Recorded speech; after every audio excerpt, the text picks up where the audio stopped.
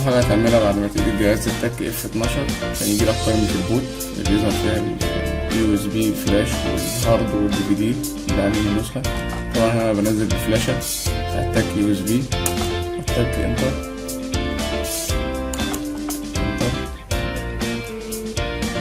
لما الويندوز يحمل الداتا بتاعه.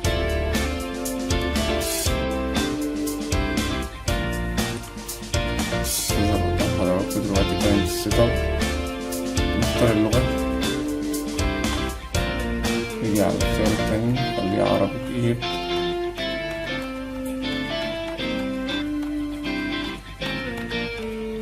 تمام، أو اللغة بقى أيا كانت دولتك، تك انتر الاشتراك.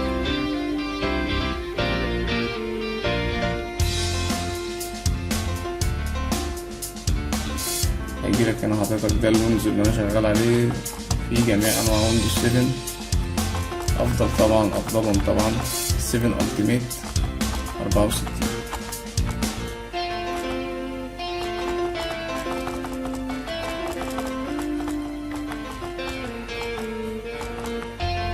OEM اللي هي دي أفضل نسخة عشان لو بتشتغل برامج ديزاين أو كلام من ده كلها بتحتاج الويندوز دي. انتر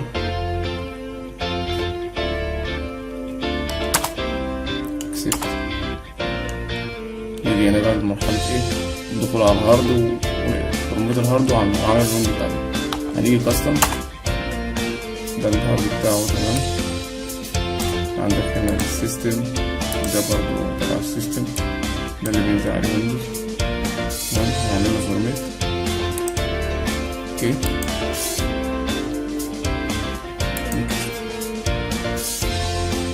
هننتظر بقى لحد ما الخطوات دي كلها تتم. طبعا الخطوات دي بتاخد من تلت ساعة لنص ساعة. انت وصل معانا 100%. تمام،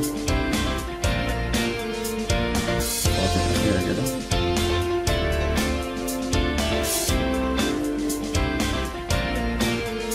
بعد كده يقولك ريستارت ناو، تقول ريستارت.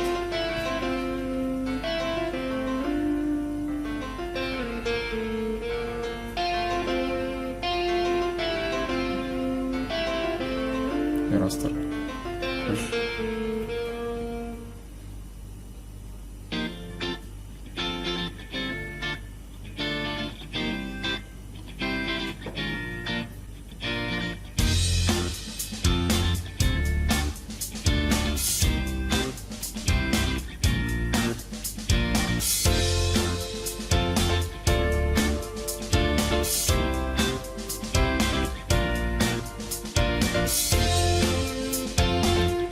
يراستر الجهاز معاك تاني. بعد كده نيجي الخطوة اللي بعدها.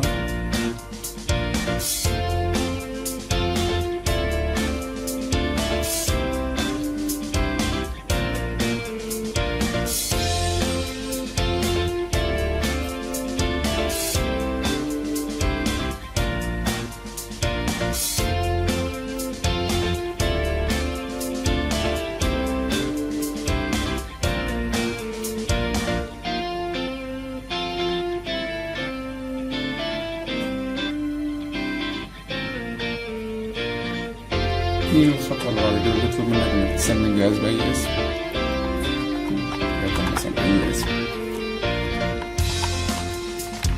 مثلا انتر نكست نكست.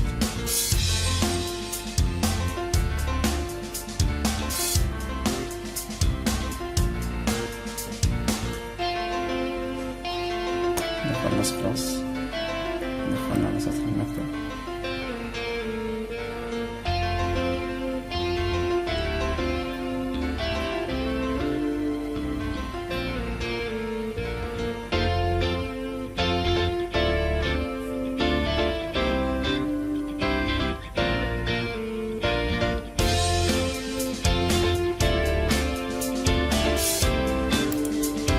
كده خلاص الويندوز يعتبر نزل خلاص.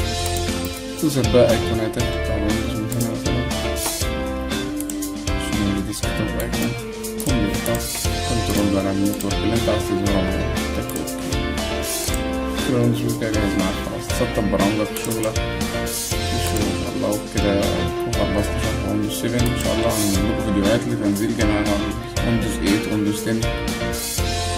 نشكر حضراتكم. نتمنى لو انت الفيديو عجبك تعمل له لايك، متنساش تعمل سبسكرايب وتفعل الجرس عشان لو يجيلك الشرحات بتاعنا ان شاء الله كلها. السلام عليكم ورحمة الله وبركاته.